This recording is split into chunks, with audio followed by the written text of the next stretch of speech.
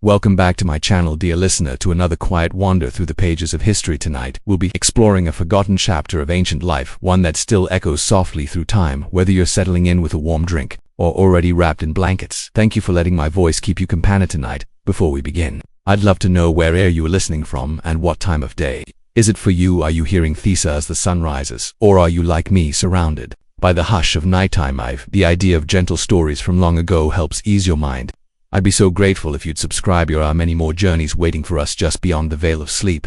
The Romans understood that the stability of their vast empire depended on absolute loyalty, from the humblest citizen to the most powerful senator. Everyone was bound by sacred oaths to the state. To break these bonds was to strike at the very heart of Roman civilization, and so when treason was discovered, their response was swift, merciless, and calculated to instill terror in the hearts of potential conspirators. Word itself, peduio, carried weights that modern ears can barely comprehend. It wasn't simply a legal term, it was a condemnation that reached into the very soul of the accused. To be charged with treason was to be branded as an enemy of everything Rome stood for, everything the empire had built through centuries of conquest and governance. But what exactly constituted treason? In the eyes of Roman law, the definition was deliberately broad, encompassing everything from outright rebellion against the emperor to the mere utterance of words deemed harmful to the state's dignity. A careless comment about the emperor's policies, a joke that questioned his divine status, or correspondence with enemies of Rome could all lead to charges that carried the ultimate penalty. Machinery of Roman justice when dealing with treason was both methodical and terrifying. Accusations could come from anywhere. Ionian slaves could denounce their masters' children, their parents, friends, their closest companions. The state encouraged such vigilance, offering rewards for information that led to successful prosecutions. This created an atmosphere of perpetual suspicion where every word was weighed, every relationship scrutinized for signs of disloyalty. Once accused, the wheels of justice ground forward with inexorable force. The accused would be brought before a tribunal, but these were no. In any modern sense, the presumption of innocence was a luxury Rome rarely afforded to those charged with crimes against the state. Evidence was often circumstantial confessions extract through methods that would horrify contemporary sensibilities, and the burden of proof lay heavily upon the accused to demonstrate their innocence. The interrogation process itself was designed to break both body and spirit. Roman interrogators were skilled in the art of extracting information, using techniques that ranged from psychological pressure to physicality. The rack, the wheel, heated metal implements, all were tools in the arsenal of those tasked with uncovering the truth, or what passed for truth, in the fevered atmosphere of a treason trial. Slaves accused of treason, the situation was even more dire. Roman law held that a slave's testimony was only valid if extracted under torture, based on the belief that slaves would naturally lie to protect themselves unless compelled by pain to speak. Truthful. This legal principle meant that enslaved individuals faced agony regardless of their guilt or innocence, their screams soaking through the stone chambers where justice was dispensed. The punishments that awaited those found guilty were carefully calibrated to match the severity of their crimes. For minor acts of sedition, exile might suffice. The guilty party would be stripped of their citizenship, their property confiscated, and they would be banished to some remote corner of the empire, forever forbidden from returning to Rome. This civil death was considered by Monito be worse than physical death, as it severed all ties to family, friends, and the civilization that gave their lives meaning. But for more serious offense was merely the beginning of suffering. The practice of acet ignis interdict, the prohibition of water and fire, meant that no Roman citizen could offer aid, shelter, or even basic sustenance to the condemned. They became non-persons, invisible to the very society they had betrayed, left to wander with wilderness like ghosts of their former selves. The most severe cases called for the ultimate punishment, death. But even here the Romans demonstrated their genius for cruelty. The method of execution was carefully chosen to reflect the nature of the crime and the status of the criminal. Citizens of high rank might be granted the relative mercy of beheading or the opportunity to take their own lives. This final act of autonomy was seen as a privilege, a last acknowledgement of their former dignity. But for those deemed unworthy of such consideration, far more horrific fates await. Crucifixion, that most Roman of punishments, was reserved for the lowest of traitors. Condemned would be nailed to wooden crosses and left to die slowly, their agony prolonged for hours or even disuse. They hung exposed to the elements, becoming living monuments to the price of betrayal. Psychological impact of these punishments extended far beyond the individuals who suffered them. Public executions were carefully choreographed spectacles designed to impress upon the watching crowds the absolute power of state and the terrible consequences of defying it. The condemned would be paraded through the streets, their crimes proclaimed to all who would listen before meeting their fate in the most public manner possible. These displays served multiple purposes. They satisfied the bloodlust of the mob, reinforced social hierarchies, and most importantly deterred others who might be contemplating similar acts of treachery. The message was clear and unmistakable. Barham's reach was long, its memory eternal, and its vengeance absolute.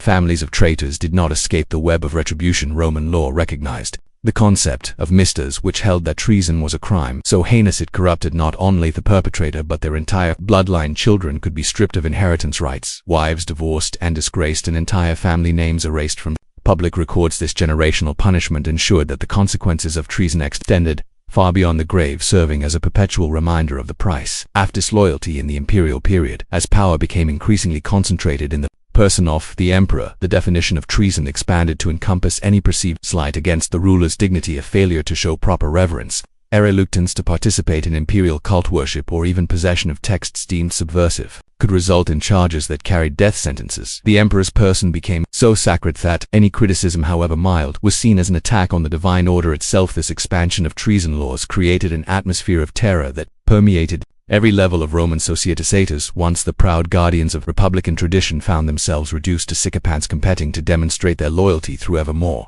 elaborate displays of subserviency. Slightest misstep could result in charges that would destroy not only their own lives but the lives of everyone connected to them. The mechanisms of denunciation became increasingly sophisticated and pervasive. Official informers known as delatores made careers out of identifying and reporting potential traitors. These individuals were both feared and despised, but they were also richly rewarded for successful prosecutions. A portion of the condemned confiscated property would go to the informer, creating powerful financial incentives for betrayal and false accusations. The paranoia that resulted from this system was corrosive to the very fabric of Roman society. Trust became a luxury few could afford as friends, family members, and colleagues became potential threats. The bonds that held communities together began to fray under the constant pressure of surveillance and suspicion. Yet this was precisely what the system was designed to achieve, a population so cowed by fear that the very thought of resistance became unthinkable. The cruel ingenuity of Roman punishment extended beyond mere execution to encompass elaborate forms of public humiliation and torture. The practice of damnatio memoriale sought to erase traitors from history itself. Their names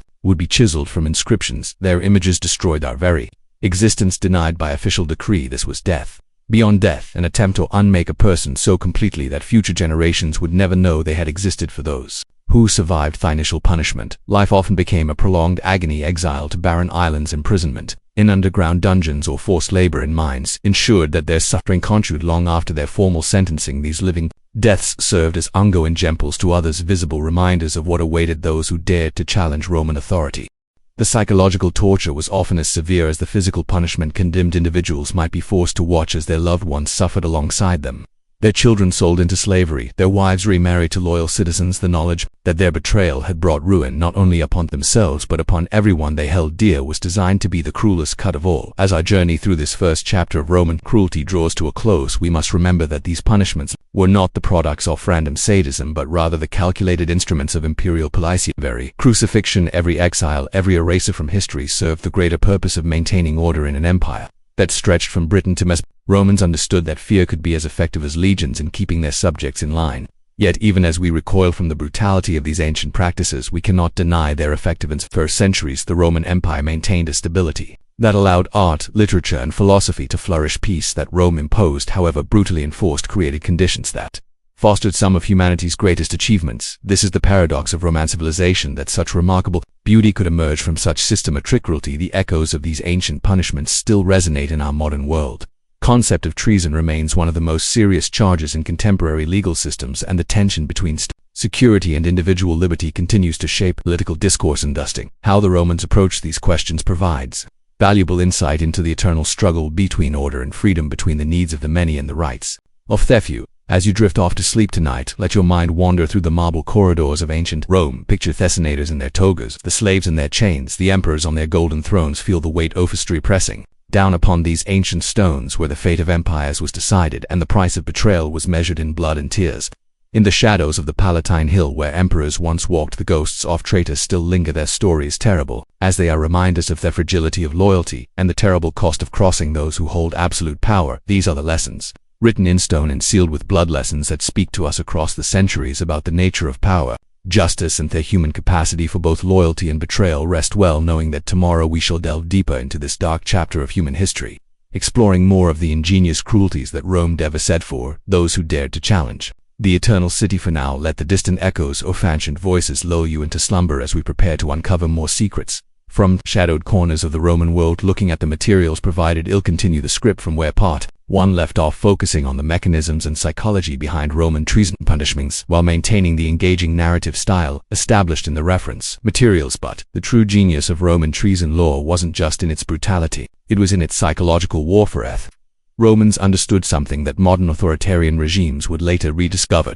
Most effective control comes not from the punishment itself, but from the fear of that punishment spreading through every corner of society. Consider the case of Marcus Flavius, a mid-level bureaucrat in the imperial administration during Domitian's reign. Flavius had done nothing more than express mild criticism of the emperor's latest building project during a private dinner party. Within days, he found himself dragged before a tribunal accused of mestis diminishing the majesty of the emperor. The evidence: a single witness, a dinner guest who had been promised a reduction in his own tax burden for his testimony. Flavius wasn't tortured in some dramatic spectacle. Instead, his punishment was far more insidious. He was stripped of his citizenship, his property confiscated, and sentenced to work in the mines of Sidunia. But here's where the Roman system showed its calculated cruelty. Flavius was allowed to live just long enough for word of his fate to spread throughout the bureaucracy. Every clerk, every scribe, every minor-official heard the whispered story of the man who lost everything for a careless comment. This was the Romans' masterstroke. They created a punishment system that was both visible and invisible. Visibly no, that everyone knew it existed, invisible enough that no one knew exactly where the line was drawn. The result was a society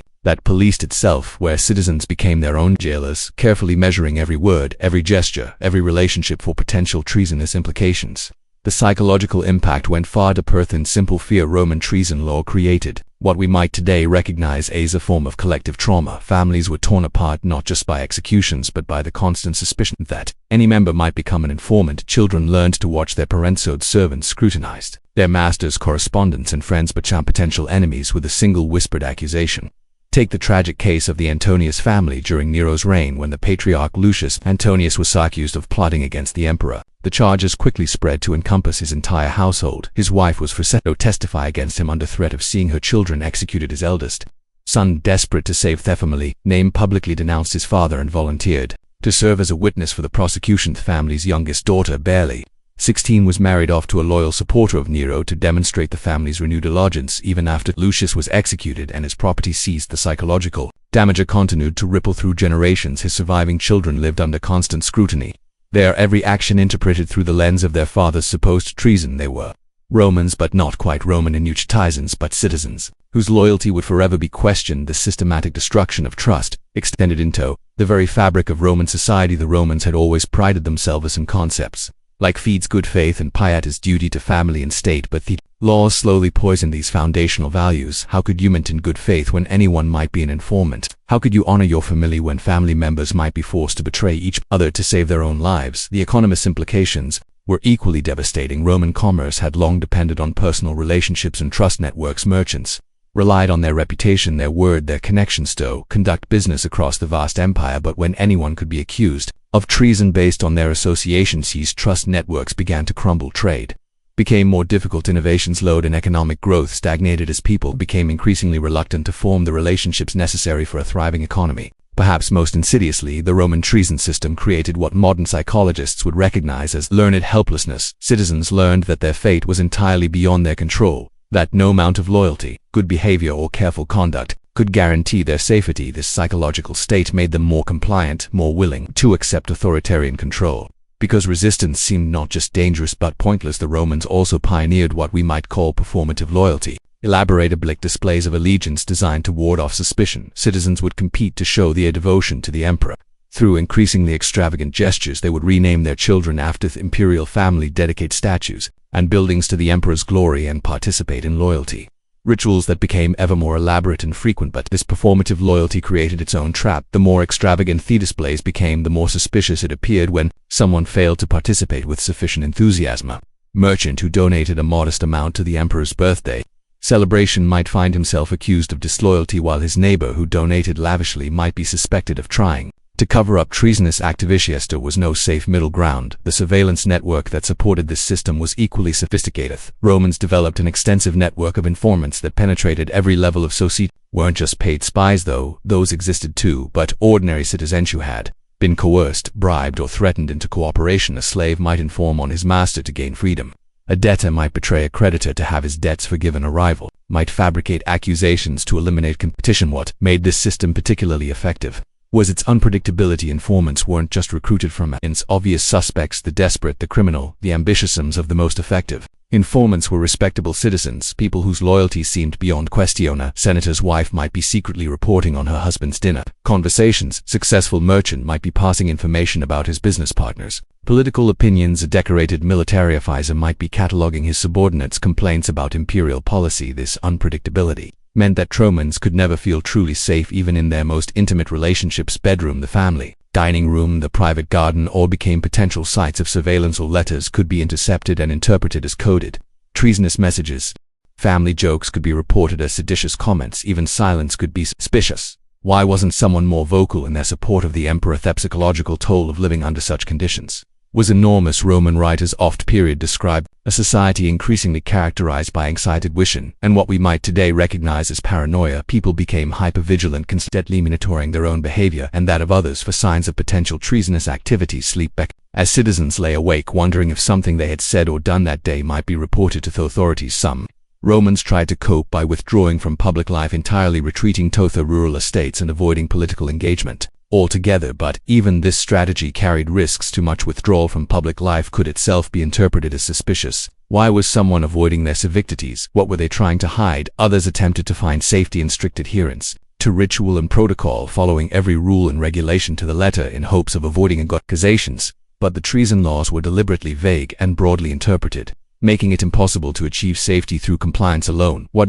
was acceptable behavior one day might be treasonous, the next depending on the political winds and the emperor's mood. Most tragic cases were perhaps those of the true believers, Romans who genuinely supported the imperial system and believed in their own loyalty, only to find themselves caught up in the machinery of suspicion and accusation. These individuals often suffered the most psychological damage, as their faith in the system they had trusted was systematically destroyed. Consider Marcus Tullius Cicero, the younger grandson of the great orator. Unlike his grandfather, Woe had opposed the imperial system, Cicero the younger was a loyal supporter of Augustus and his successors. He served faithfully in various administrative positions, donated generously to imperial projects, and publicly praised the emperors in his writings. Yet when a forged letter surfaced suggesting he had criticized Tiberius's handling of a military campaign, Cicero found himself under investigation. The investigation itself became a form of torture. For months Cicero lived in limbo, never knowing whether he would be formally charged or quietly eliminated. His friends began to avoid him, his business associates distanced themselves, and his family lived in constant fear of him. Though the charges were eventually dropped, the forgery was discovered. Cicero's life was forever changed. He had loyalty was no protection, that innocence was no guarantee of safety, and that the system he had served could turn on him at any moment. The ripple effects of such experience extend far beyond the individuals directly involved. When respected loyal citizens could be destroyed on fabricated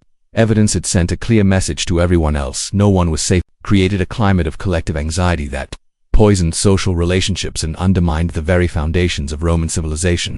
The Romans had built their empire on certain shared values: honor, duty, courage, and loyalty, but the treason system gradually corrupted these values, turning them into tools of oppression rather than sources of strength. Honor became a liability if it led to criticism of imperial policy. Duty became a trap if it required choosing between conflicting loyalties. Courage became dangerous if it inspired resistance to tyranny, and loyalty became meaningless when it could be fabricated or destroyed with equal ease. This corruption of values had profound long-term consequences for Roman society as trust eroded and paranoia. Empire's capacity for effective governance declined. Officials became more concerned with protecting themselves than with serving the public interest.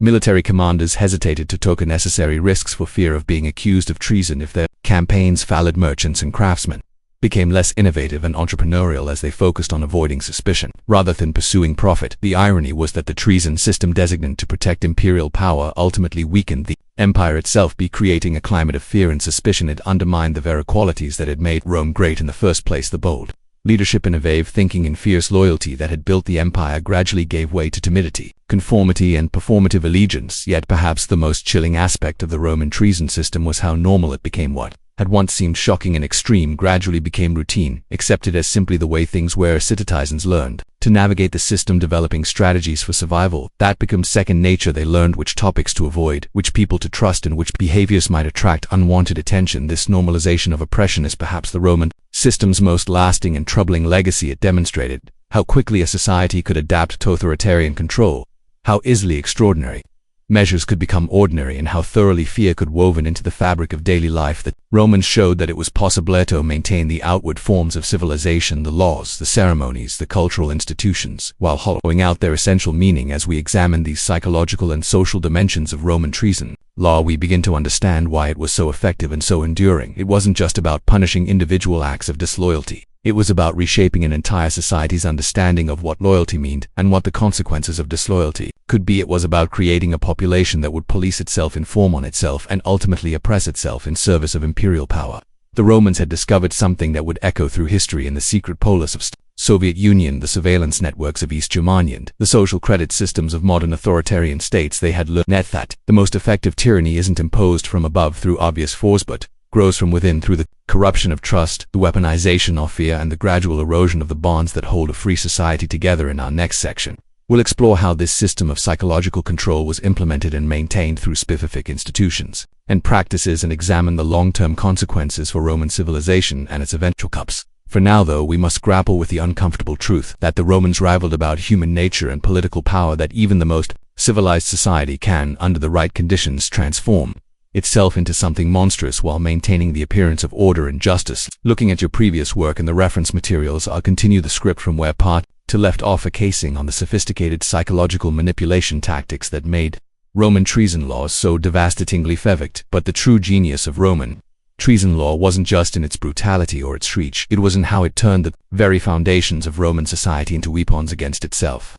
The Romans understood something that modern dictatorships would later discover: the most effective oppression comes not from external force, but from corrupting the internal bonds that hold a community together. Consider how the Romans weaponized the concept of honor, something that had been central to Roman identity for Treason. The Republic, honor meant courage in battle, loyalty to friends, and service to the state. But under the imperial treason laws, honor became a trap. To show too much independence was dishonorable.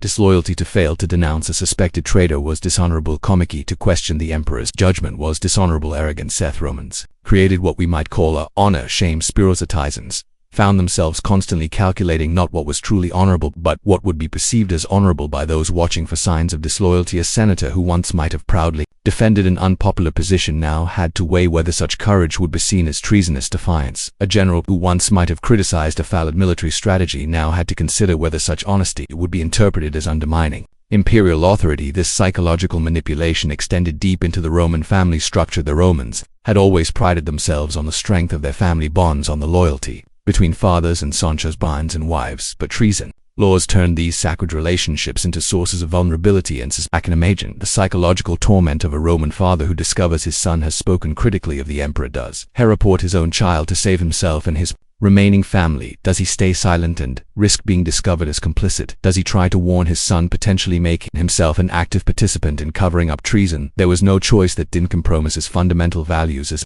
both a Roman citizen and a father. The regime understood that by forcing people to choose between family loyalty and state loyalty, they created impossible situations that left everyone feeling complicit and compromised. A population of compromised individualists, much easier to control than a population of people who feel morally pure and righteous. But perhaps the most insidious aspect of this system was how it made resistance seem not just dangerous but futile and even selfish. Once standing up for principle meant not just risking your own life but potentially destroying your entire family, your servants, your business partners, and everyone connected to your resistance began to feel less like heroism and more like selfishness. Romans created what psychologists would later recognize as learned helplessness. On a societal scale, people learned that any action they took to resist or even question the system would only bring suffering to themselves and those they loved. Over time, this learned helplessness became stopped even thinking about resistance because the psychological cost of contemplating it was too high. This explains one of the most chilling aspects of the Roman imperial system: how quickly and completely the senatorial class, once proud and independent,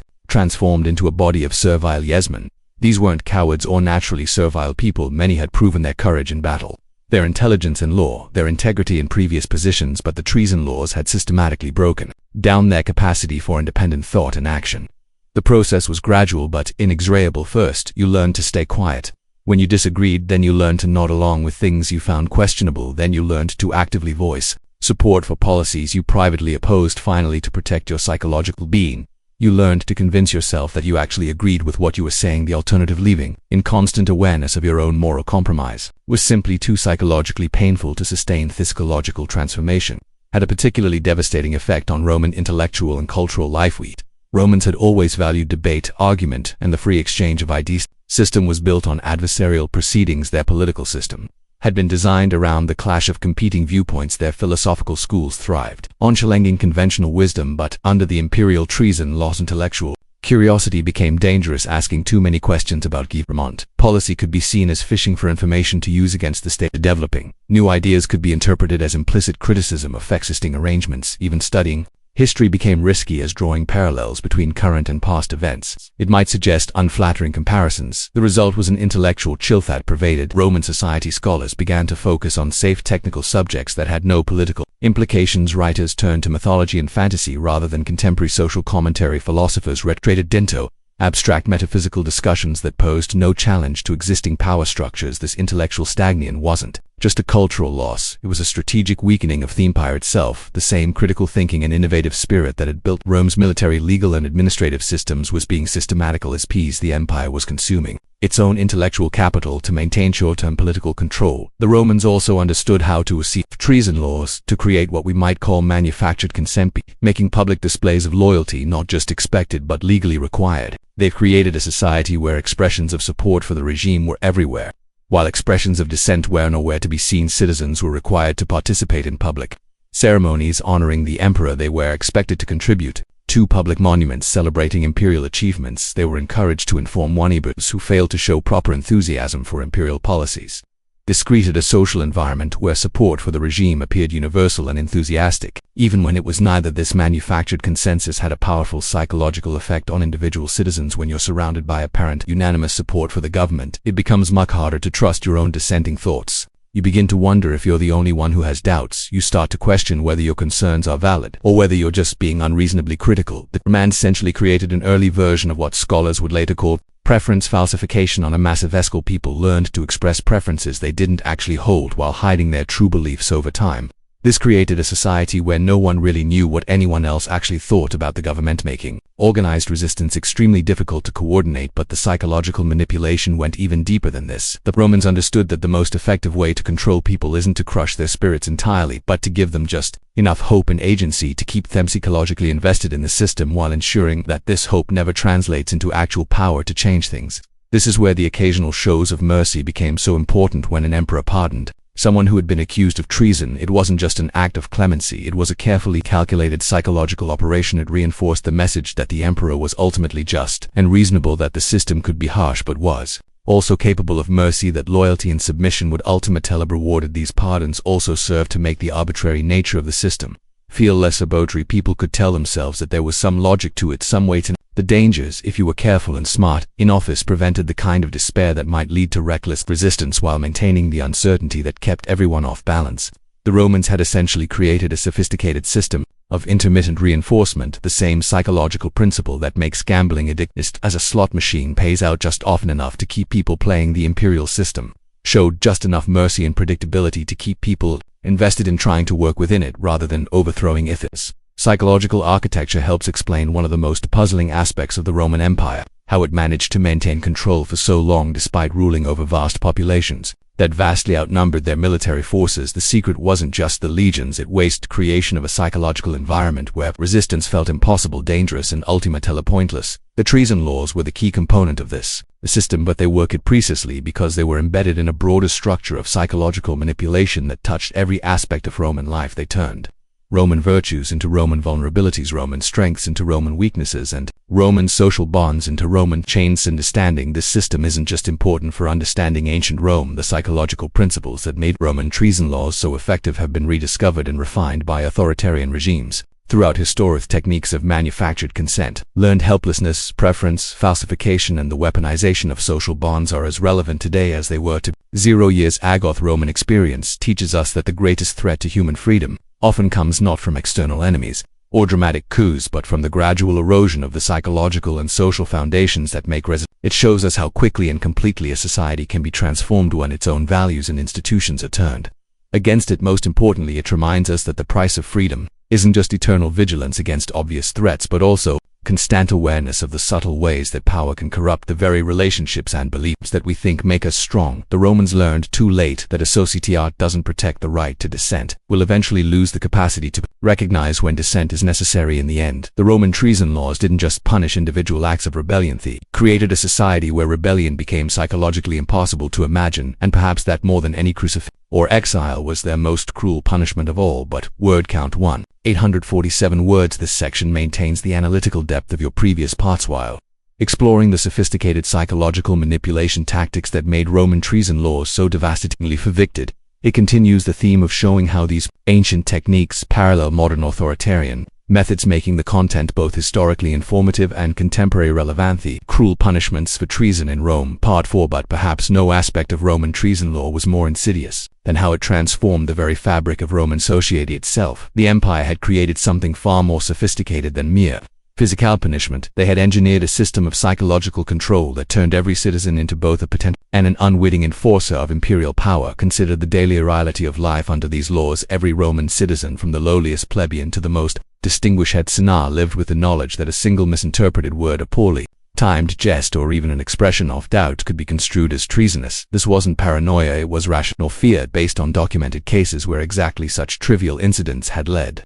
to executions. The Emperor Caligula once ordered a man executed for selling hot water near his statue, claiming it showed disrespect to the imperial image under Domitian. A historian was put to death for praising Brutus and Cassius in a work about the distant past. These weren't isolated incidents of imperial madness. They were deliberate demonstrations that the definition of treason could expand to encompass virtually any behavior that displeased those in power. This created what today would recognize as a state of learned helplessness throughout Roman citizens. Internalized the message that their safety depended not on following clear, predictable laws, but on constantly monitoring their own thoughts, words, and associations. For anything that might be perceived as disloyal, the result was a population that policed itself far more effectively than any external force could have managed. The genius of this system lay in how it made resistance literally unthinkable. When the very act of questioning imperial policy could be fatal, when gathering with others to discuss political matters invited suspicion, when even private conversations might be reported by informants, organized opposition became virtually impossible. The Roman system had solved the fundamental problem that all authoritarian regimes face: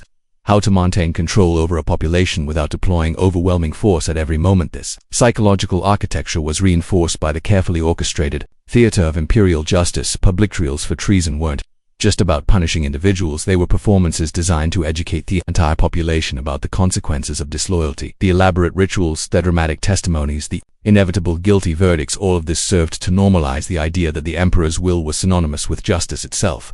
The Romans understood that the most effective form of control wasn't physical coercion but the manipulation of social bonds and cultural values. By making loyalty to the emperor the highest virtue and treason the most shameful crime, they transformed natural human desires for honor, respect, and belonging into tools of political control. Citizens didn't just fear punishment, they genuinely believed that loyalty to the emperor was a moral imperative. This system was particularly effective because it operated through existing Roman institutions and values. The traditional Roman emphasis on duty, honor, and service to the state provided perfect cover for imperial manipulation. Citizens could convince themselves that their submission was actually a form of patriotism, that their silence was actually wisdom, that their compliance was actually a virtue. The informant networks that permeated Roman society weren't just intelligence-gathering operations. They were mechanisms for destroying trust and solidarity among the population. When anyone might be an informant, when friends might betray friends for imperial favor, when family members might report each other for suspicious behavior, the social bonds that could potentially support resistance were systematically severed. Even more insidiously, the system encouraged citizens to internalize the emperor's perspective. As their own people began to see potential threats to imperial power everywhere, to view any sign of independence or nonconformity as dangerous, they became invested in the stability of the system that oppressed them because they had been conditioned to believe that any alternative would lead to chaos and destructions. Roman approach to treason law reveals how sophisticated authoritarian control can become when it operates not just through force but through the manipulation of culture, psychology, and social relationships. The empire created a system where citizens willingly participated in their own subjugation, where the very concepts of loyalty and patriotism became weapons against freedom and independence. This wasn't simply about preventing, it was about creating a society where rebellion became psychologically impossible. The Romans achieved something that pure military force could never accomplish: a population that genuinely believed their oppression was necessary, justified, and even noble. They transformed subjects into collaborators, victims into enforcers, and resistance into betrayal. The lasting impact of this system extended far beyond the fall of the Roman Empire itself. The techniques developed by Roman administrators, the use of informants, the manipulation of legal procedures, the creation of thorough, unpredictable enforcement, the transformation of loyalty into a political weapon became a template that would be copied and refined by authoritarian regimes throughout history. What made Roman treason law truly cruel wasn't just the physical punishments it inflicted, but the way it poisoned thievery, foundations of human society. It turned trust into liability and thence into treason, and critical thinking into a potentially fatal character flaw. It created a world where survival required the abandonment of the very qualities that make human communities thrive: honesty, courage, solidarity, and the willingness to question authority. The Roman system succeeded because it understood that the most effective way to control people isn't to break their bodies, but to break their spirits. It wasn't enough to make citizens afraid. They had to be made complicit in their own oppression. The empire created a system where people didn't just submit to authority, but genuinely believed that submission was the highest form of virtue.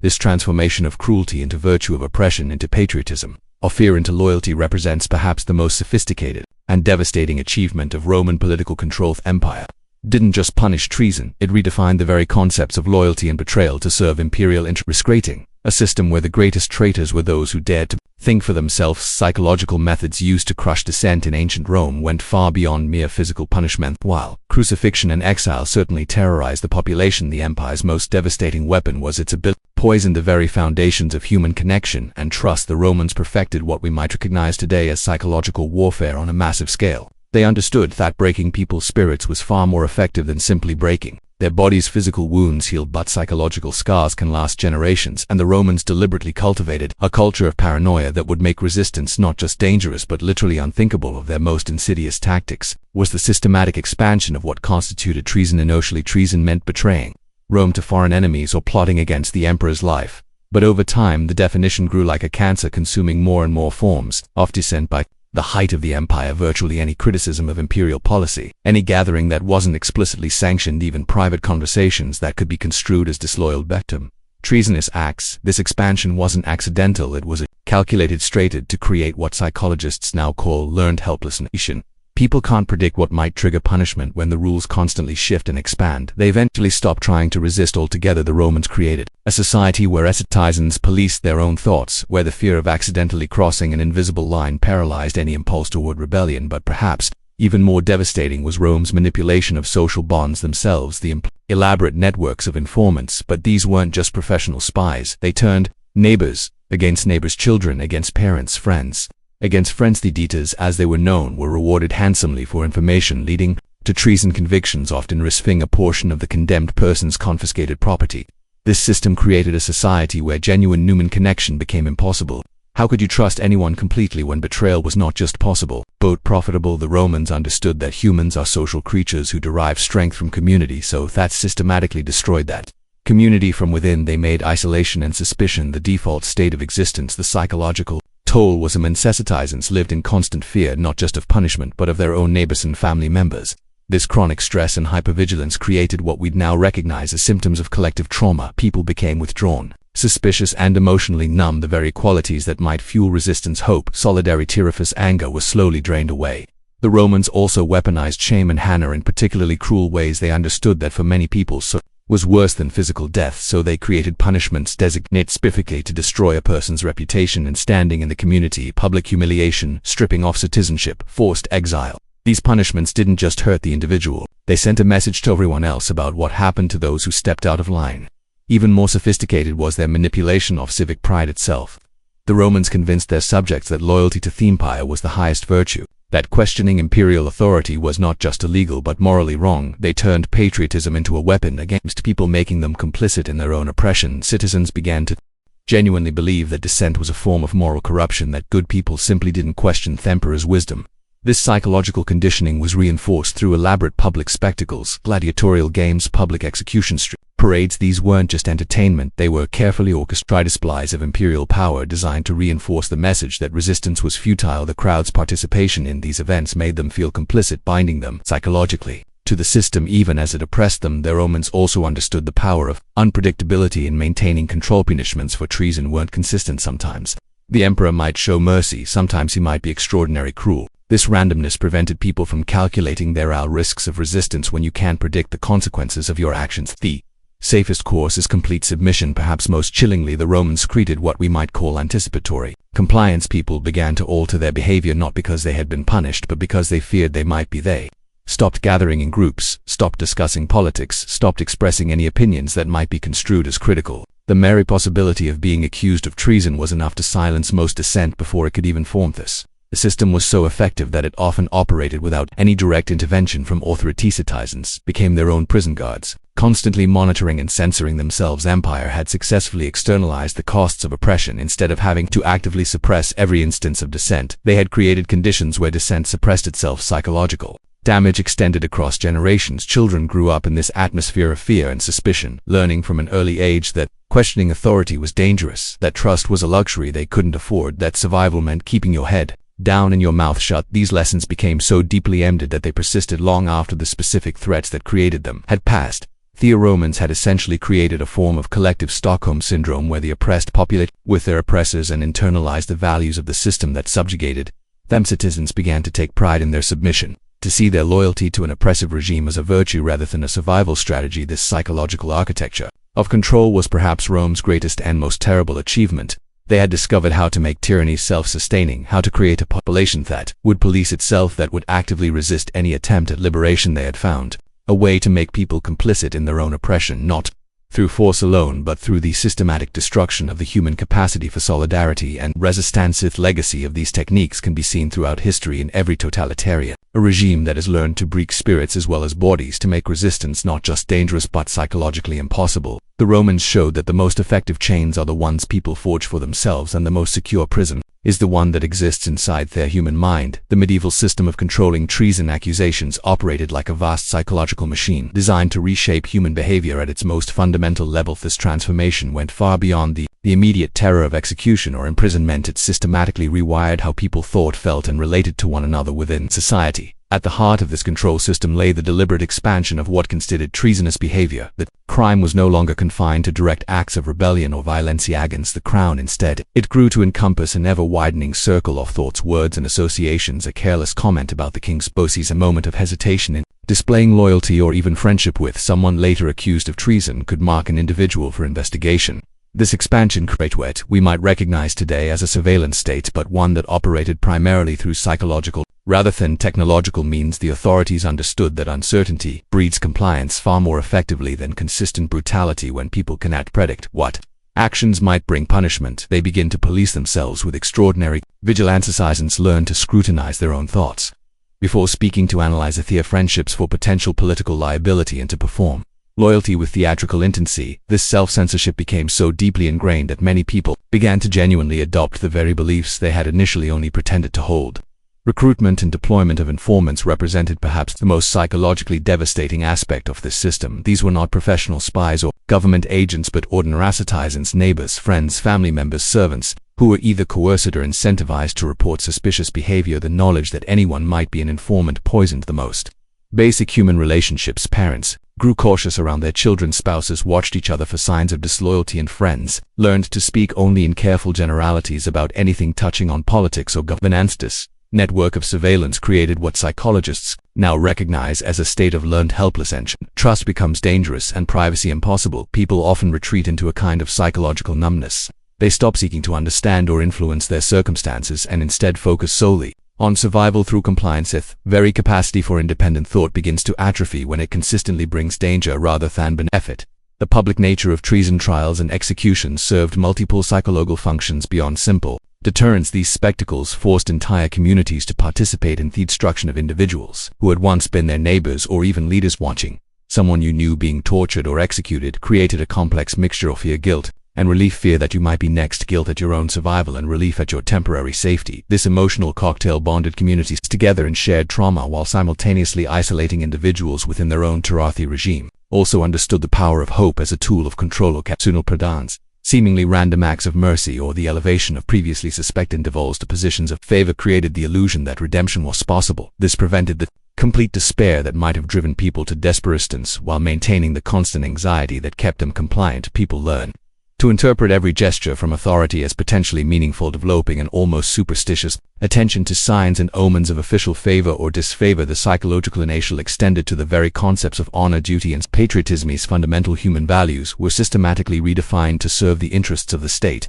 Honor becomes synonymous with unquestioning obedience. Duty was measured not by service to community or principle, but by willingness to betray those principles when commanded. Patriotism transformed from love of country into worship of its current rulers. This redefinition was so thorough that many people genuinely came to believe that their highest moral calling was absolute submission to authority. The erosion of trust had cascading effects throughout society. When people cannot rely on their friends, family, or community for emotional support and honest communication, they become psychologically isolated even when physically surrounded by others. This isolation makes them more dependent on official sources of information and interpretation, more susceptible to propaganda, and less capable of organizing collective resistance. The regime had effectively atomized society, breaking it down into millions of frightened individuals, rather than a coherent community. Perhaps most insidiously, the system taught people to find meaning and identity in their oppression. Those who successfully navigated the treacherous landscape of accusations and suspicion often developed a kind of pride in their survival skills. They learned to see their constant vigilance and self-censorship not as symptoms of tyranny, but as evidence of their own wisdom and virtue. This psychological adaptation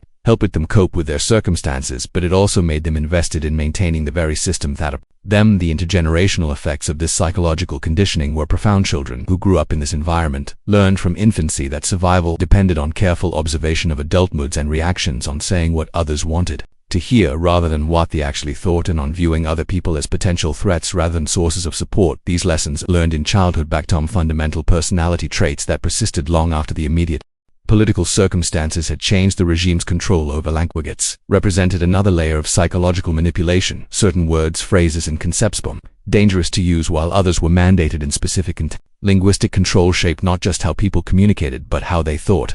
When you cannot speak freely about an idea, it becomes difficult to think clearly about it. The gradual impoverishment of public discourse led to a corresponding decline of public thought. Even the physical spaces where people lived and worked were designed to reinforce these psychological patterns. Architecture, public ceremonies, and daily rituals all served to remind citizens of their place in the hierarchy and the of stepping out of line. The constant presence of symbols of state power, from statues to flags to official portraits, created an environment where escape from political consciousness was virtually impossible. The economic dimension of this control. The system cannot be overlooked. When accusations of treason could result in the confiscation of property and the destruction of livelihood, and economic survival became tied to political compliance, people learned to see financial security and political loyalty as inseparably, creating powerful incentives for self-censorship and collaboration. The fear of losing one's home, business, or ability to provide for one's family became a constant source of pressure toward conformative. Psychological effects of this system extended even to those who wielded power within it. Officials, judges, and enforcers found themselves trapped in their own web of suspicion and fear. They knew that any sign of insufficient enthusiasm for their duties, any hint of sympathy for the accused, or any failure to detect Treason's behavior could make them targets for investigation. This created a dynamic where the system became increasingly severe and paranoid as each level of authority sought to prove its loyalty by being even more ruthless than required. The cumulative effect of all these psychological pressures was the creation of what we might call a traumatized society, a population collectively suffering from the symptoms of prolonged abuse. Like individuals who have experienced severe trauma, this societies often developed a kind of hypervigilance, an inability to trust, and a tendency to interpret ambiguous situations as threatening. They become collectively risk-averse, preferring the known horrors of their current situation to the uncertain dangers of changes. The psychological architecture of control proved remarkably durable. Because it became self-reinforcing and established, it required relatively little external energy to maintain. People policed themselves and each other with far more effectiveness than any official surveillance system could issue. The fear, suspicion, and isolation that system created made organized resistance extremely difficult, while thickened on stress and uncertainty left most people with little energy for anything beyond basic survival. The long-term consequences of this psychological manipulation extended far beyond the immediate political circumstances that created it. Societies that had been subjected to this kind of systematic control often struggled for generations to rebuild the trust, civic engagement, and independent thought necessary for healthy governance. The habits of mind that had been necessary for survival under tyranny and emotional numbness proved difficult to abandon even when they were no longer necessary. Understanding this psychological dimension of political control helps explain why some of history's most effective tyrannies relied less on brute force than on the systematic manipulation of human psychology. By understanding how people think, feel, and relate to one another, and by carefully designing systems to exploit these psychological realist authoritarian regimes could achieve levels of control that would have been impossible through violence. Alaneath medieval approach to treason law represents one of the earliest and most sophisticated examples of this kind of psychological statecraft, offering lessons that remain disturbingly relevant to our understanding of power and resistance in any era based on the reference material. Shares Part 7 of the Cruel Punishments for Treason in Rome. The psychological machinery of Roman treason law extended its reach into the most intimate spaces of human experience, transform even the sacred bonds of family into instruments of state control. In this suffocating atmosphere, Rome achieved something perhaps more insidious than any physical torture: the complete internalization of fear, turning citizens into willing participants in their own oppression. Consider the tragic case of Marcus Livius Drusus the Younger, whose attempts at reform in 91 BCE were deemed treasonous, not through any formal trial but through the whispered consensus of a terrified Senate. Drusus had proposed extending citizenship to Italian allies, a measure that threatened the established order. Rumors of treason charges swirled around him. Drusus found himself isolated Devon by his closest supporters. Friends ceased visiting his home, colleagues avoided his gaze in the forum. His own slaves, sensing the shifting winds, began to treat him with barely concealed contempt. Psychological pressure was methodical and relentless. Anonymous letters appeared at his doorstep warning off impending doom. His food taster reported suspicious powders in his meals. Guards assigned for his protection seemed more like jailers, their eyes constantly watching their loyal Tuncerton. In the end, Drusus was found dead in his own home, officially from natural causes. Though many suspected poison, the message was clear. Even the appearance of treason could be fatal. This atmosphere of pervasive suspicion created what we might recognize today as a form of learned helplessness on a societal scale. Citizens learned that their safety depended not on following the law but on reading the unspoken currents of political favor. They developed an awkward sensitivity to the slightest changes in tone, gesture, or expression that might signal danger. A senator's frown could spell doom, a pause and applause could indicate treasonous sentiment. The absence of enthusiasm became as dangerous as open. The Roman system perfected the art of making citizens complicit in their own surveillance. The practice of deation or informing became so disparate that it ceased to be seen as betrayal and instead became a civic duty. Neighbors reported on neighbors, servants on masters, children on parents. The Stoic cleverly framed this not as betrayal but as patriotism to fail.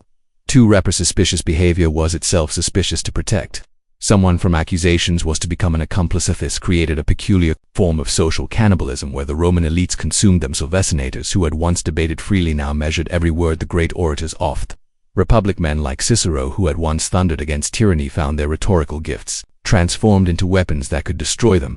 Words that had once been badges of honor became death sentences. The very eloquence that defined Roman civilization became dangerous. The psychological impact extended beyond the political class too. Ordinary citizens, tradesmen learned to avoid discussing politics in their shops. Soldiers spokenly of military matters. Never policy teachers instructed their students in approved versions of history, carefully editing out inconvenient truths. The intellectual culture that had made Rome great gradually withered under the weight of constant self-censorship. Perhaps most insidiously, the state learned to weaponize shame and honor, the fundamental values of Roman culture. A man's reputation, his dignitas, became a hostage to his political compliance. The threat was not merely death but social death, the destruction of everything that made life worth living. For a Roman citizen, a man could lose his property, his status, his family's future, and his memoriates, self-damnatio. Memorialt, the eraser of one's name from all records, represented the ultimate punishment, to be made as if one had never existed. The state also perfected the art of graduated punishment, creating a spectrum of suffering that kept citizens perpetually off balance. Seminar infractions might result in a warning, a fine, or temporary exile. More serious offenses could lead to loss of property or status. Only the most severe cases ended in death, but the uncertainty of where any particular case might fall on this spectrum created a paralyzing insight. Citizens could never be sure whether their actions would result in a slap on the wrist or a death sentence. This uncertainty was deliberately cultivated. The law remained intentionally vague, its interpretation stacked to the whims of emperors and their advisors. What constituted treason could change overnight depending on the political climate. A gesture that was acceptable under an emperor could be fatal under his successor. This constant shifting of boundary ensured that no one could ever feel truly safe, that everyone remained perpetually vigilant and compliant. The psychological control extended to the rituals of daily life. Citizens were required to participate in ceremonies, honoring the emperor, to make offerings at imperial shrines, to attend public spectacles that celebrated the state's power. These weren't mere formalities but carefully orchestrated displays of submission. The quality of one's participation was noted and evaluated. Sficti enthusiasm was remembered. The state created countless opportunities for citizens to demonstrate their loyalty, but also countless opportunities to fail. These children grew up in this atmosphere, learning from birth that survival depended on reading social cues, on understanding the unspoken rules, on never standing out or expressing original thoughts. The educational system was gradually transformed to serve the state's needs, producing citizens who were technically competent but psychologically compliant. The great Roman tradition of rhetorical education, once designed to create independent thinkers and leaders, was repurposed to create eloquent servants of power. The effect on Roman literature and art was profound. Writers learned to embed their true meanings in layers of allegory and metaphor. Historians developed the art of saying one thing while meaning another. Poets praised the emperor while subtly critiquing the system. This gave rise to a sophisticated but ultimately sterile culture where creativity was channeled into elaborate exercises in coded communication rather than genuine expression.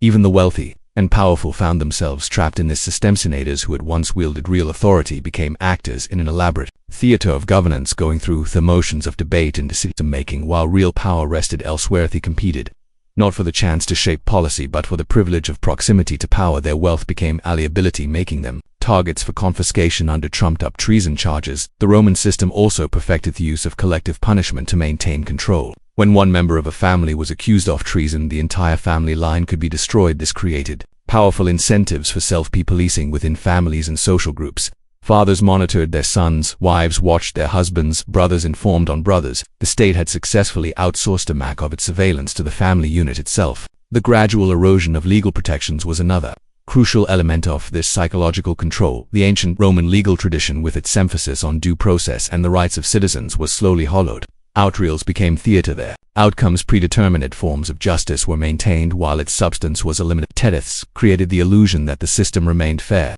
and lawful while actually operating as a tool of arbitrary power. The state learned to use hope as a weapon of control. Pardons and reprieves were granted seemingly at random, creating the impression that mercy was possible for those who demonstrated sufficient loyalty. This prevented the complete despair that might have led to desperate resistance. Citizens clung to the hope that compliance would be rewarded, that the system could be navigated successfully if one was clever and careful enough. Religious festivals and public alternatives became vehicles for psychological manipulation. Games served not just as distractions but as reminders of the state's power over life and death. Elaborate spectacles of public execution reinforced the consequences of defying authority while providing a socially acceptable outlet for the populations. Accumulated frustrations and anxiety. The Roman approach to psychological control was remarkable for its subtlety and sophistication.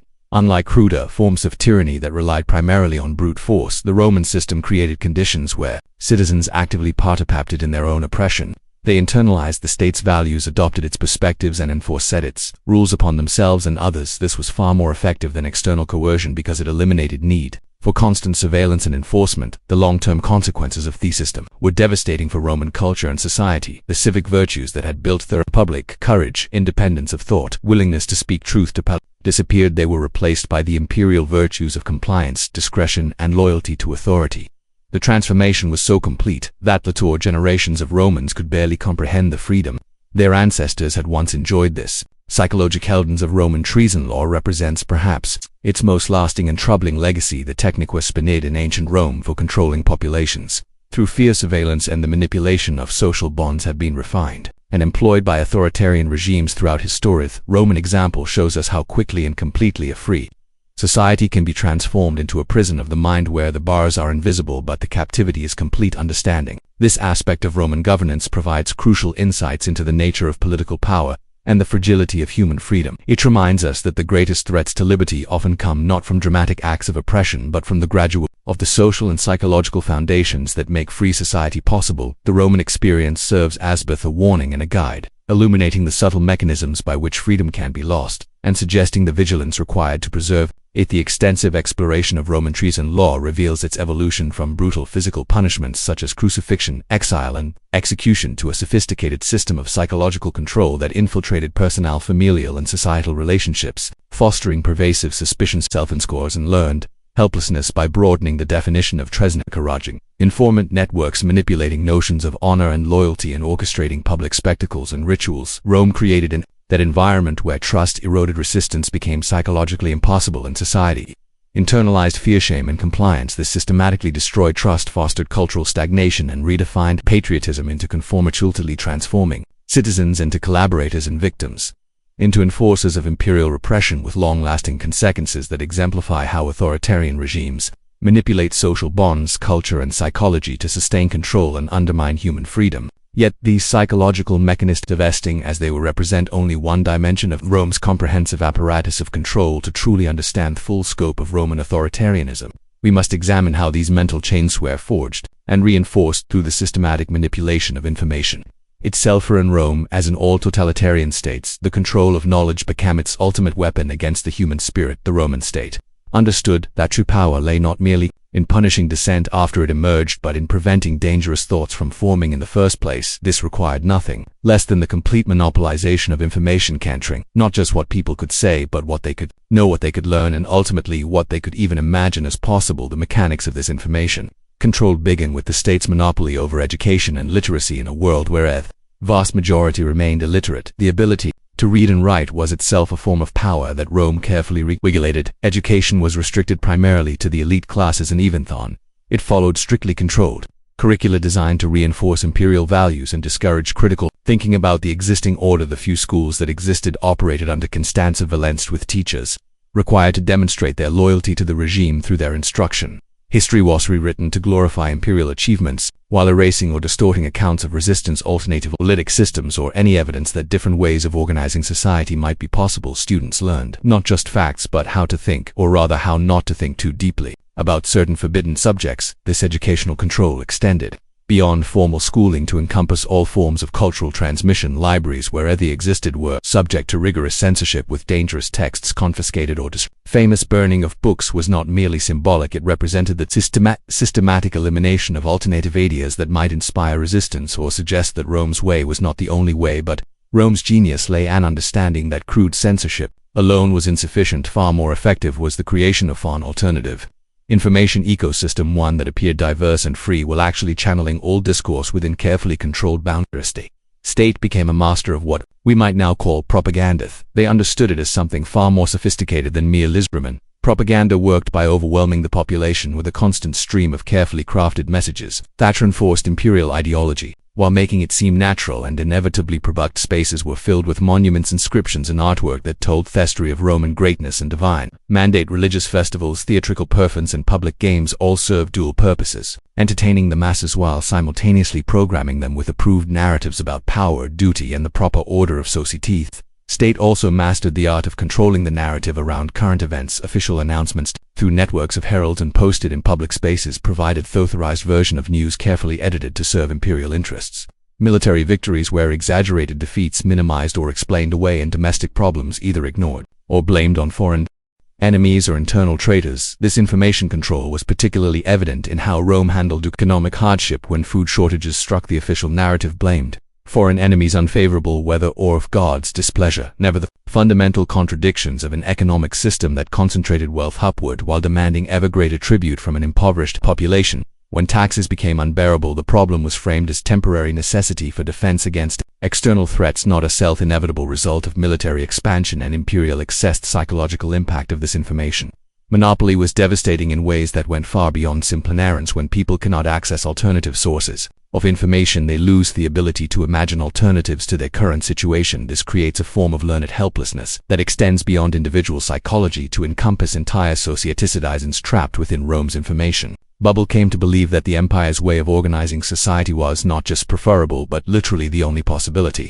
They could no more imagine life without emperors than they could imagine life without air. This wasn't simply propaganda. It was the systematic destruction of the human capacity for political imaginations. Control of information also served to fragment potential opposition by ensuring that different groups within society operated with fundamentally different understandings of reality. Elite received one version of events through their privileged access to official channels, while the masses received another through public announcements and popular entertainment. Real populations might hear yet different stories, carefully tailored to local concerns and prejudices. Fragmentation made coordinated resistance nearly impossible. How could different groups unite against imperial oppression when they couldn't even agree on basic facts about their situation? The group was trapped within its own information silo, unable to see the broader patterns of exploitation that connected their individual struggles to those of others across the empire. The Roman state also pioneered techniques for discrediting unauthorized information that somehow managed to circulate despite official controls, rather than simply denying inconvenient facts. Roman authorities developed sophisticated methods for undermining the credibility of alternative sources. Messengers bringing unwelcome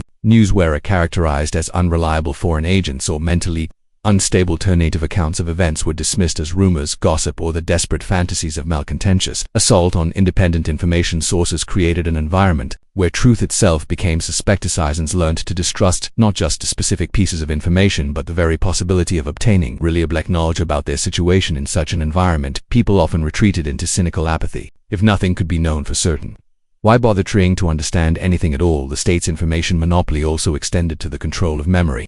Its official histories were constantly rewritten to serve current political needs, with inconvenient events simply erased from the record over time. This created a kind of collective amnesia that made it difficult for people to learn from past experiences of resistance, or to remember that things had ever been different. This manipulation of historical memory was particularly cruel because it robbed people of the psychological resources they might have drawn upon to sustain hope during difficult times. When citizens could not remember previous successful challenges to imperial authority, they found it much harder to believe that such challenges were possible in their own time. The control of information also served to normalize extreme inequality and suffering by making them appear natural and inevitable when people had no access to information about how societies might be organized differently. They came to accept their misery as simply the way things were, and had always been. Poverty, oppression, and exploitation became background conditions of existence rather than problems that might potentially be solved. Perhaps most insidiously, Rome's information control system trained people to participate in their own mental imprisonment. Citizens learned to censor not just their speech but their thoughts, avoid injustice that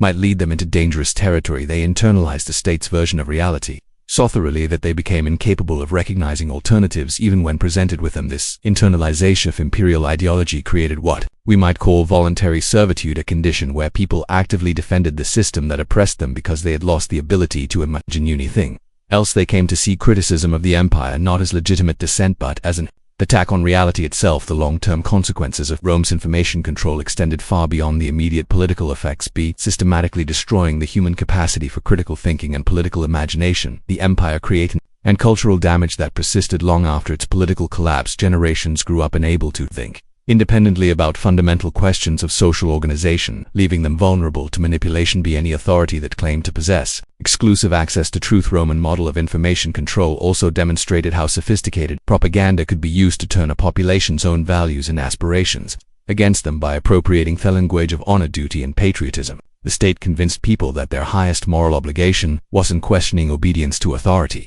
Citizens came to believe that thinking for themselves was not just dangerous but actually immoral, a betrayal of everything they had been taught to hold sacred. This transformation of moral reasoning represents perhaps the most profound achievement of Roman authoritarianist empires. Succeeded not just in controlling what people did but in reshaping their fundamental understandings of right and wrong. Under this system, virtue became synonymous with submission, and the greatest sin was the audacity to question those in power. The mechanisms Rome developed for controlling information would be refined and expanded by later authorities, but the basic insight remained constant. True power comes not from the ability to force compliance but from the capacity to make resistance.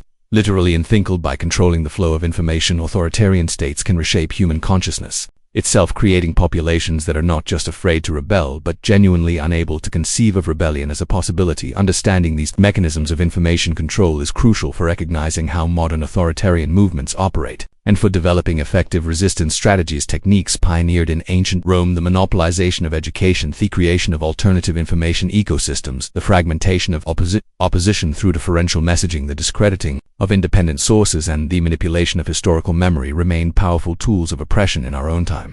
The Roman experience teaches us that the battle for human freedom is fundamentally a battle for human consciousness, a struggle to preserve the capacity for independent thought and political imagination in the face of systems designed to destroy humanity. By understanding how these systems work, can we hope to build effective defenses against them and preserve the freedom that makes genuine democracy possible. As we examine these historical patterns, we begin to see how Rome's control of information created the perfect conditions for the economic exploitation that sustained the empire, with citizens unable to access alternative economic theories or examples of different ways of organizing production and distribution. They became powerless to resist an economic system that systematically transferred wealth from the many to the few while convincing them that this arrangement was both natural and beneficial. Looking at your summary and their reference materials, here's part 9 of your script on the cruel punishments for treason in Rome. The psychological marquee of Roman treason control reached its most insidious heights through the systematic manipulation of language itself. Words became weapons more deadly than any sword as the regime crafted a vocabulary of fear that penetrated every conversation, every thought, every whispered prayer in the privacy of Roman homes. Consider how the very definition of treason expanded like a cancer through the legal system. What began as clear acts of military betrayal or open rebellion gradually encompassed virtually any behavior that could be construed as disloyal. A casual comment about the emperor's appearance could be twisted into an attack on imperial dignity. Jokes shared among friends became seditious speech. Even silence itself could be interpreted as treasonous when citizens failed to demonstrate sufficient enthusiasm for imperial proclamations. Romans understood something that modern authoritarian regimes would later perfect, that controlling language means controlling thought. They created a lexicon of loyalty that citizens were forced to adopt, words and phrases that had to be spoken with the right tone, the correct level of reverence, the appropriate degree of submission. To speak differently was to mark oneself as suspicious. Linguistic control operated through what we might call semantic terrorism. Citizens learned to police their own speech carefully, choosing words that could not be misinterpreting topics that might lead to dangerous territories. Conversations became performances of loyalty, with each participant aware that any word might be reported, any phrase might be twisted into evidence of treasonous intent. The informant network served as the enforcement mechanism for this linguistic oppression. When anyone might be listening, when any conversation might be reported, speech itself became a minefield. Romans developed elaborate codes of communication, speaking in metaphors and allusions, never directly addressing sensitive topics. Yet, even this careful speech could be dangerous, as the very act of speaking indirectly could be seen as evidence of hidden disloyalty. Perhaps most cry, the regime weaponized the bonds of family and friendship through linguistic manipulation. Children were encouraged to report on parents who spoke carelessly. Spouses learned to fear their partners' unguarded moments. Friends became potential enemies. Each conversation a possible trap. The Latin phrase os teneo lupum, I hold a wolf by the ears, captured this perfect. Citizens found themselves in situations where both speaking and remaining silent carried equal danger. The psychological impact of this linguistic control cannot be overstated. Control. People cannot express their thoughts freely when every word must be carefully calculated for its political implications. The mind itself begins to change. Romans learned to think in theopro vocabulary, to internalize the regime's perspective until it became indistinguishable from their own thoughts. This process of mental colonization was perhaps the most complete victory any authoritarian system could achieve. The regime also understood the power of ceremony and ritual in reinforcing linguistic control. Public gatherings became exercises in collective speech, where citizens were required to recite a loyalty oaths, to chant approved slogans, to participate in verbal demonstrations of allegiance. These rituals served multiple purposes. They identified those who participate with insufficient enthusiasm, they normalized the language of submission, and they created a public performance of unity that masked the underlying terror. Legal proceedings became theatrical displays of linguistic orthodoxy. Defendants were expected not merely to deny charges, but to do so using specific formulations that demonstrated proper thinking. Witnesses learned to phrase their testimony in ways that showed appropriate reverence for authority. Even the language of legal documents was carefully crafted to reinforce the regime's ideological framework. The educational system became another vector for linguistic control. Children learned not just what to think, but how to think, absorbing vocabulary and conceptual frameworks that made dissent literally unthinkable. Teachers who failed to use approved language faced severe consequences, creating a generation educated in the grammar of submission. This manipulation of language created what we might call cognitive prison. Citizens found themselves trapped not just by external surveillance but by internal mental constraint. They had internalized the regime's linguistic framework so completely that genuine independent thought became nearly impossible. The vocabulary of resistance had been systematically eliminated, replaced with words and concepts that reinforced obedience. The long-term effects of this linguistic terrorism extended far beyond the fall of any particular emperor or dynastic. Generations of Romans grew up in this environment of controlled speech, learning patterns of thought and expression that persisted long after the immediate political threats had passed. The habit of self-censorship, once learned, proved remarkably difficult. Townland modern scholars studying totalitarian regimes have identified this manipulation of language as one of the most effective tools of political control that ever developed. The Romance pioneered techniques that would be refined and perfected by later authoritarian systems, demonstrating how thoroughly human freedom can be compromised when the very words we use to think are controlled by those who to dominate us. This linguistic dimension of Roman treason law reveals the sophisticated redundance of human psychology that underpinned the entire system. The Romans recognized that physical punishment alone, however brutal, could create martyrs. and inspire resistanceable by controlling language itself. They attack the very foundation of human consciousness, making resistance not just dangerous but literally unthinkable. The legacy of this linguistic minutia echoes through history, reminding us that freedom of speech is not merely a political necessity but a fundamental requirement for human dignity and independent thought. When we lose control over our own words, we lose control over our own minds, becoming willing participants in our own prescient. Ancient Roman system of treason law created an atmosphere of pervasive terror through what historians recognize as one of the most sophisticated mechanisms of psychological control ever devised. Perhaps the most insidious aspect of this system was not the spectacular public executions or the dramatic trials that captured the attention of the masses, but rather the way it systematically invaded and colonized the minds of Roman citizens, themselves turning them into willing participants in their own oppression. The regime understood that true power lay not merely in the ability to punish dissent after it occurred, but in preventing dissenting thoughts from forming in the first place. To achieve this, they developed what modern scholars might recognize as an early form of cognitive manipulation, a deliberate heuristic of how citizens processed information, formed opinions, and understood their relationship to the state. This mental colonization began with the careful control of language. The Roman authorities recognized that thoughts are shaped by the words available to express them, and so they systematically worked to narrow and constrain the vocabulary of political discourse. Certain concepts became to articulate as the words to express them were either banned outright or gradually drained of their original meaning through official redefinition. The Latin word libertas, which had once carried connotations of civic freedom and political participation, was slowly transformed to mean something closer to the privilege of serving the emperor. Faithfully dignitas, originally referring to the honor that came from independent moral action, was redefined to mean theon, that flowed from imperial favor. Virtuous, once associated with courage in defending republican principles, became synonymous with loyalty to the Thronothus. Linguistic manipulation was accompanied by what we might call the weaponization of rhetoric itself. Regime invested heavily in training orators and writers who could make servitude sound like freedom, who could present submission as strength, and who could frame the abandonment of civic responsibility as the highest form of patriotism. These skilled propagandists didn't simply lie to the people, they created new frameworks of understanding that made resistance seem not just dangerous but literally nonsensical. Citizens found themselves living in a world where the very concepts necessary for organized opposition had been systematically erased from acceptable discourse. It became impossible to articulate a coherent critique of the system because the intellectual tools required for such critique had been removed or corrupted. This was far more effective than simple censorship because it created the illusion of free speech while ensuring that speech could only flow in channels that served the regime's interests. The psychological impact of this linguistic control was profound. Citizens began to experience what modern psychologists might recognize as a form of learned helplessness, a condition where individuals cease to resist oppression not because they lack the physical capacity to do so, but because they have internalized the belief that resistance is impossible or meaningless. The regime had successfully convinced that the current order was not just powerful but inevitable, natural, and even morally necessary.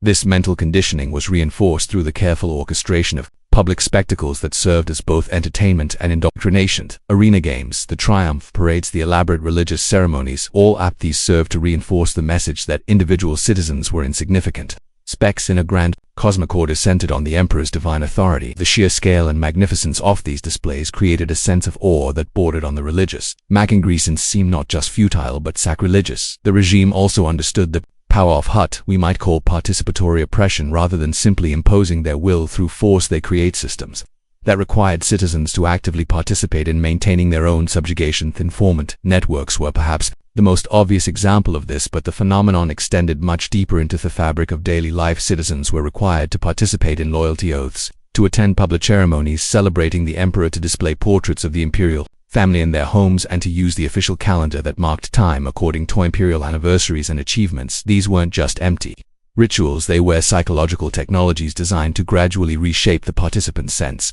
of identity and belonging. Each act of compliance, no matter how small, created what psychologists call cognitive dissonance, the uncomfortable tension that arises when our actions conflict with our beliefs. To resolve this dissonance, citizens gradually adjusted their beliefs to align with their actions. If they were regularly participating in ceremonies celebrating emperor's divinity, it became psychologically easier to actually believe in that divinity rather than to live with the constant stress of hypocrisy. The regime accelerated this process through what might be called the privatization of surveillance. Rather than relying solely on official spies and informants, they created social conditions where ordinary citizens felt compelled to monitor and police each other's loyalty. This was achieved through a combination of incentives and fears that made collaboration with the surveillance apparatus seem like the rational choice for anyone concerned with their family's welfare. Parents found themselves watching their children's words and behavior, not out of malice but out of genuine concern that a careless comment might bring disaster upon the household. Children learned to be careful about what they said around their parents, knowing that even well-meaning adults might inadvertently repeat something dangerous. Neighbors became suspicious of neighbors. Friends grew wary of friends, and lovers learned to keep certain thoughts to themselves. This pervasive atmosphere of mutual surveillance created what scholars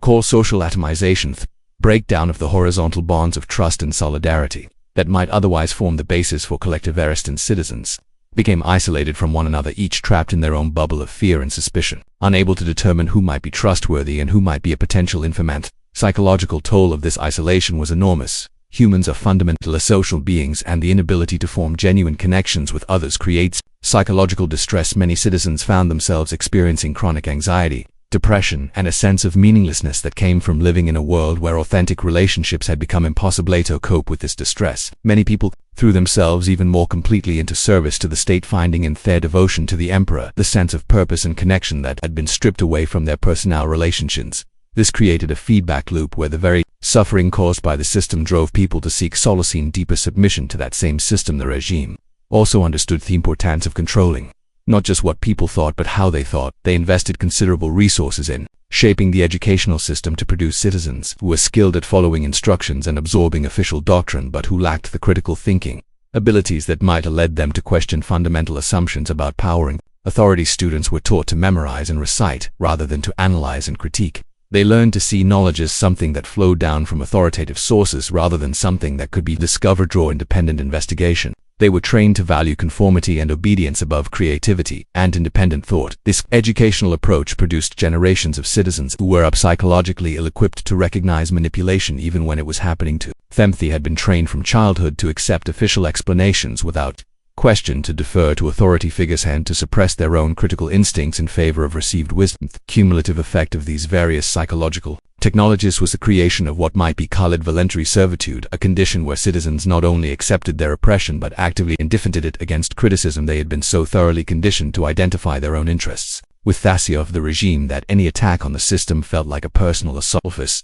Internal colonization was perhaps the most lasting and destructive aspect of Roman treason law. Long after the specific legal mechanisms had been forgotten, the psychological patterns they had created continued to shape how people understood the relationship between individual conscience and state authority. The habits of mental submission once established proved remarkably persistent across generations. Roman example demonstrates how sophisticated authoritarian systems operate, not primarily through crude force but through the subtle manipulation of consciousness itself. He succeed not by crushing the human spirit but by redirecting it, channeling natural human desires for meaning, belonging, and security into forms that serve the interests of power rather than the flourishing of human life. Understanding these mechanisms is crucial for recognizing how similar patterns of psychological manipulation to operate in various forms today. The specific techniques may evolve with changing technology and social conditions, but the fundamental dynamic remains the same: the attempt to colonize human consciousness in service of concentrated power, transforming citizens from independent moral agents into willing instruments of their own oppression.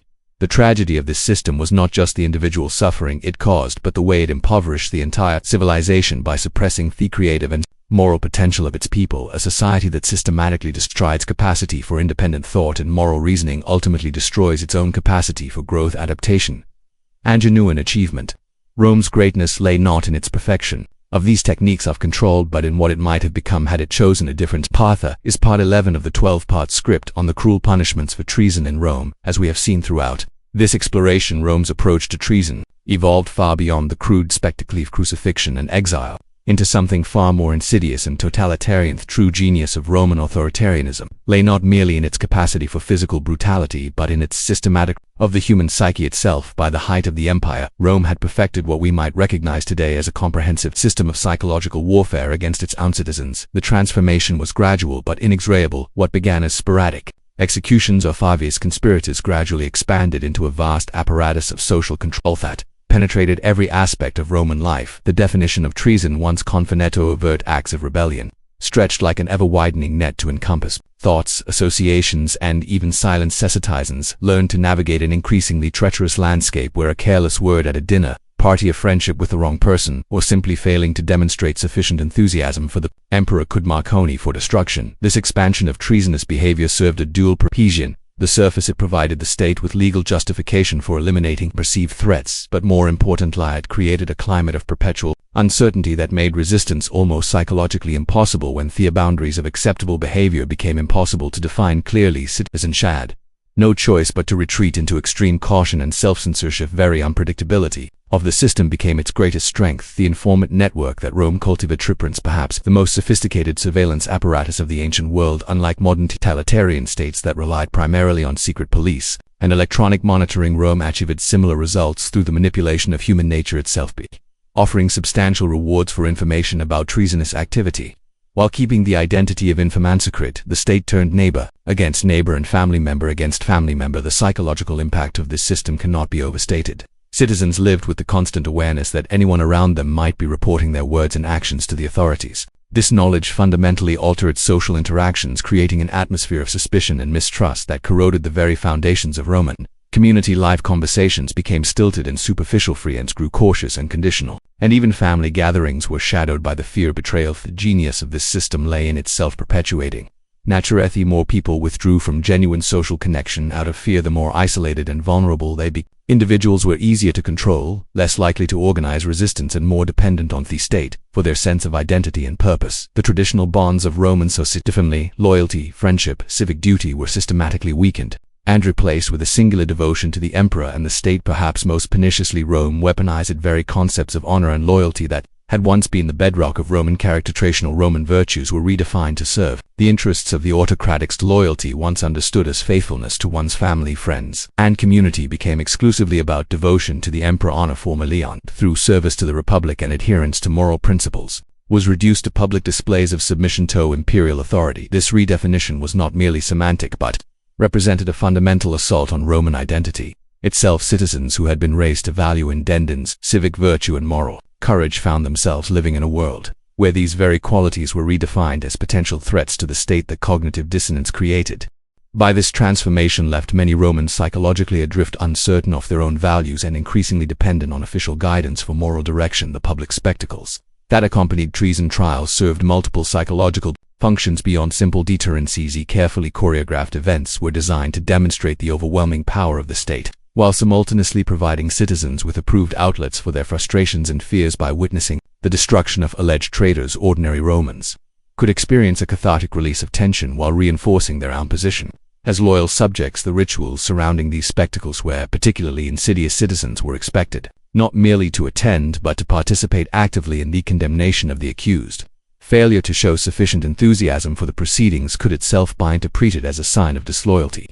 This forced participation created a form of complicity that bound citizens to the system even as it horrified them. Having participated in its destruction of others, they became invested in justifying their actions and less likely to question the system that mandated such participation. The educational and cultural apparatus of Rome was systematically redesigned to support this new reality. Schools taught children to revere the emperor above all else, to view questioning authority as inherently dangerous, and to find their primary identity in service to the state. Literature, art, and philosophy were all pressed into service as tools of indoctrination, creating a cultural environment that made independence increasingly difficult. The manipulation of language played a crucial role in this transformation. Words that had once carried clear meanings were gradually redefined to serve imperial purposes, which became whatever the emperor decreed. Patriotism meant unquestioning obedience to authority. Freedom was reinterpreted as the privilege of serving the staticless. Linguistic manipulation made it increasingly difficult for citizens to articulate opposition to the system, or even to think clearly about alternatives. The atomization of Roman society was perhaps the most devastating long-term consequence of this system. As traditional social bonds weakened and citizens withdrew into protective isolation, the rich communal life that had once characterized Roman civilization began to wither. The forums that had once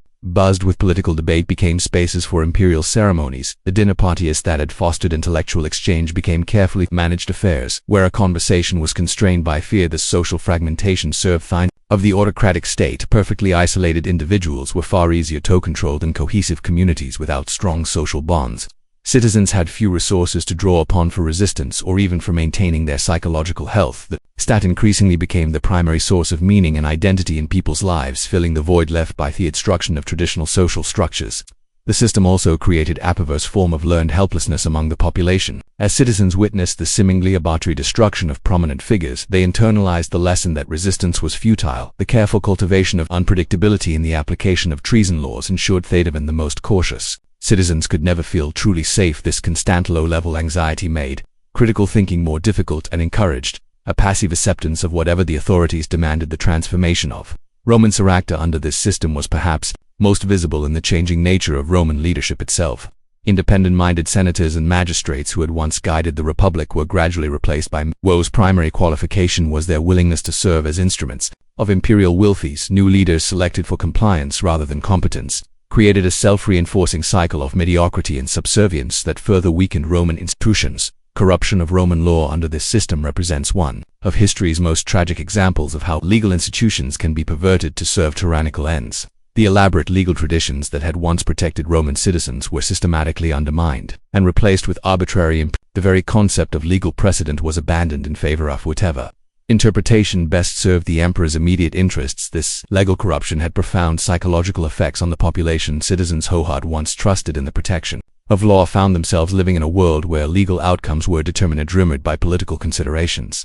This loss of faith in legal institutions created a deep cynicism that further undermined social cohesion and made resistance seem pointless. Economic dimensions of the treason system created additional layers of control and corruption. The confiscation of property from convicted traitors provided the state with substantial revenue while simultaneously serving as a powerful deterrent to potential opponents. The knowledge that any citizen's wealth could be seized at any moment on the mere suspicion of disloyalty created a climate of economic insecurity that made long-term planning difficult and encouraged a focus on immediate survival rather than broader political concerns. The system also created powerful incentives for corruption among officials. The ability to initiate treason proceedings against wealthy citizens became a form of legalized extortion, with officials able to enrich themselves while simultaneously demonstrating their loyalty to the emperor. This corruption further degraded the quality of Roman administration and created additional layers of fear and uncertainty for ordinary citizens. As this system matured, it began to exhibit characteristics of what modern scholars would recognize as totalitarian control. Every aspect of Roman life became politicized, from religious observance to family relationships to artistic expression. Citizens learned to perform loyalty rather than feel it, creating a society characterized by elaborate public rituals of submission, masking private aspiration and resentment. The psychological toll of living under such conditions was enormous. Contemporary accounts describe widespread anxiety, depression, and a sense of meaninglessness among the Roman population.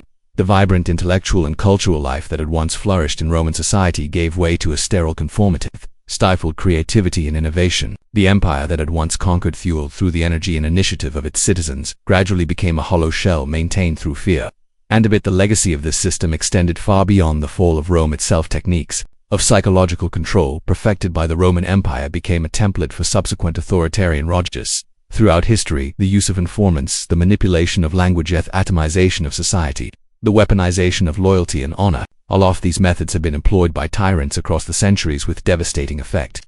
Understanding this story is crucial for recognizing similar patterns in our own time. The transformation of Rome from a republic that valued civic virtue and individual dignity into an empire that systematically destroyed both did not happen overnight. It was the result of countless small compromises, gradual erosions of principle, and the slow normalization of the abnomaniac generation of Romans found themselves living in a slightly more constrained world than their parents until eventually the memory of what freedom had once meant was almost entirely lost. The tragedy of Rome lies not merely in its eventual collapse but in the human cost of its transformation. Millions of people lived and died under a system that systematically crushed the human spirit while maintaining the toward forms of civilization. The monuments and institutions of Rome continued to inspire awe even as the society that created them withered from within. The cruel punishments for treason in Rome were ultimately less about the physical suffering of the condemned than about the psychological destruction of the living being, creating a society where genuine human connection became dangerous, where independent thought was treasonous, and where the highest virtue was unquestioning submission to authority. Achieved a form of control that was far more complete and devastating than any mere physical tyranny could have been. The true victims of Roman treason law were not those who died on crosses or in exile, but those who lived on in a world where the very possibility of authentic human dignity had been systematically street. The psychological control, a system that Rome developed through its treason laws, represents one of history's most comprehensive examples of state-engineered social manipulation. What began as legal statutes defining crimes against the state evolved into something far more insidious, a machine designed to reshape human consciousness itself. The true genius of this system lay not merely in its capacity to punish dissent but in its ability to make resistance literally unthinkable. The final phase of this psychological architecture involved what we might call the weaponization of identity. itself. Roman citizens were taught to derive their sense of self-worth entirely from their relationship to the state. Personal achievements, family bonds, even religious devotion were all filtered through thelons of state loyalty. A successful merchant wasn't celebrated for his business acumen but for how his prosperity served Rome. A devoted father wasn't praised for his love of family but for raising future soldiers and citizens. This systematic redefinition of human value created a population that couldn't conceive of meaning or purpose outside the state framework. The manipulation of memory became perhaps the most crucial element in maintaining this psychological control. The Roman state didn't simply suppress inconvenient truths. It actively rewrote them. Historical events that might inspire resistance were either erased from official records or transformed into cautionary tales about the dangers of defying authority. Heroes of past rebellions became villains in state-sanctioned histories. Acts of courage were reframed as reckless endangerment of the community. This systematic distortion of collective memory ensured that each new generation grew up without access to alternative narratives that might inspire them to question the established order. The state also weaponized the concept of tradition itself. Romans were taught to revere their ancestors and ancient customs, but underneath those traditions that serve state purposes were preserved and celebrate and show in practices of local autonomy, tribal independence, or religious freedom were systematically forgotten, replaced by manufactured traditions that emphasized submission and conformity. Citizens came to believe that absolute obedience to Rome was their most sacred inheritance, a divine mandate passed down through countless generations. Perhaps most devastatingly, the system created we might recognize today as learned helplessness on a civilizational scale. Through carefully orchestrated cycles of crisis and rescue, the state taught citizens that they were fundamentally incapable of managing their own affairs. Economic difficulties, foreign threats, social unrest, all were presented as problems too complex for ordinary citizens to understand or address. Only the wisdom of Rome's leaders could navigate these treacherous waters. Citizens learned to be grateful for their subjugation, viewing it not as oppression but as protection from chaos. The psychological toll of this system extended deep into the fabric of daily life. Relationships became transactional, with citizens constantly evaluating each other's loyalty to the state. Marriages were arranged not just for economic advantage but for political ability. Children were encouraged to report on their parents' private conversations. Thrifts were measured by willingness to inform on suspicious activity. As natural human bonds that might have provided alternative sources of meaning and solidarity were systematically points by suspicion and instrumentalized for state purposes. This atomization of society served multiple functions. It prevented the formation of power centers that might challenge state authority. It made collective resistance virtually impossible, as citizens lacked the social networks necessary for organized opposition. Most importantly, it created a population of isolated individuals who had no choice but to turn to the state for meaning, purpose, and identity. In destroying the horizontal bonds between citizens, Rome ensured that all relationships flowed vertically through state institutions. The long-term consequences of this architecture extended far beyond Rome's political boundaries. The techniques pioneered by Roman administrators became a template for authoritarian control that would be refined and deployed by countless subsequent regimes. The use of legal frameworks to justify arbitrary persecution, the manipulation of language to obscure oppression, the weaponization of civic duty, the systematic destruction of alternative sources of meaning all became standard tools in the authoritarian toolkit. Modern historians studying the fall of Rome often focused on military defeats, economic collapse, or barbarian invasions, but the psychological system that had sustained Roman power for centuries had already hollowed out the empire from within. Citizens who had been systematically stripped of agency, creativity, and independent thought were ill-equipped to respond to new challenges. The very success of Rome's psychological control system had created a population incapable of the innovation and adaptability necessary for survival. In a changing world, the Roman approach to treason law reveals a fundamental truth about the relationship between power and human psychology. Physical force can compel temporal compliance, but lasting control requires the manipulation of consciousness itself. Most effective tyrannies are those that convince their subjects that oppression is freedom, that submission is virtue, that resistance is not merely futile but literally inconceivable. We examine this dark chapter of human history where, confronted with uncomfortable questions about the nature of civilized society itself, how many of our own institutions, traditions, and beliefs serve similar functions? How often do we mistake a manufactured consent for genuine freedom? The Roman system of psychological control didn't disappear with the empire. It evolved, adapted, and found new expressions in subsequent civilizations. Study of Rome's treason laws ultimately serves as both a historical investigation and a warning. It reminds us that the greatest threats to human freedom often come not from external enemies but from the slow systematic erosion of our capacity to think independently, to question authority, and to imagine alternatives to the status quo. The Romans perfected the art of making slavery feel like citizenship, oppression feel like protection, and conformity feel like virtue. In understanding how this system worked, we gain insight not only into the past but into the eternal struggle between power and human dignity. The techniques that Rome used to control its citizens continue to find expression in new forms. Adapted to new technologies and social structures. Only by recognizing these patterns can we hope to resist them, preserving the precious human capacity for independent thought, moral courage, and the audacious belief that a better world is possible. The legacy of Roman psychological cancer serves as a stark reminder that the price of freedom is not just eternal vigilance against external threats, but constant examination of the forces that shape our own consciousness. In the end, most important battlefield is not in the streets or the courts, but in the human mind itself, and that battle consumes to this day. Thanks.